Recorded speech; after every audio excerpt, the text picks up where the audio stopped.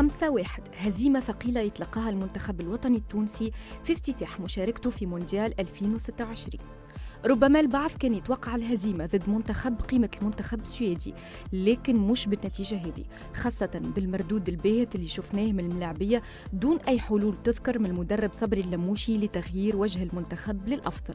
منذ الدقيقة 7 منتخب الأصفر والأزرق يبادر بالتسجيل بعد تسديدة قوية من خارج الديزويت لياسين العياري في شباك الشامخ، والعياري ذو الأصول التونسية يرفض الاحتفال. نص ساعة لعب، كرة مرتدة من دفاع المنتخب السويدي ياخذها إيزاك، يطلع ويراوغ الطالبي ويحط الكرة في الشبكة معلنا الهدف الثاني للسويد. الدقيقة 43 توزيعة من حنبال توصل للرقيق اللي يطلع بالراس ويسجل هدف تذليل الفارق والأول لتونس في مونديال 2026. الدقيقة 59 إسخيري يطلب الكرة اللي كانت في دين الحارس مهيب الشامخ، إسخيري يفقد السيطرة على الكرة، إيزاك يفكها ويعطيها ليوكريس اللي بسهولة تامة يحط الكرة في مرمى الشامخ ويعلن الهدف الثالث للمنتخب السويدي. الدقيقة 84 بعد كرة ثابتة السويد تسجل الرابع عن طريق ماتياس فان بيرك. الدقيقة 88 الشامخ يتصدى ويفسخ كرة لإيزاك. والدقيقة 6 بعد 90 المنتخب السويدي ينجح في تسجيل الخامس عن طريق ياسين العياري اللي يحتفل المرة هذه بتسجيله الدوبلي في مباراته الأولى في المونديال. والعياري رسميا يفتتح ويغلق شريط الأهداف في شباك منتخب تونس.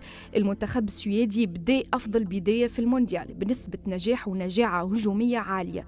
كتيبة جرام بوتر تسجل 5 أهداف من أصل 7 تسديدات على المرمى، وتحقق ثاني أعرض فوز في المونديال الحالي، وتونس تنقاد الأكبر هزيمة في تاريخها المونديالي.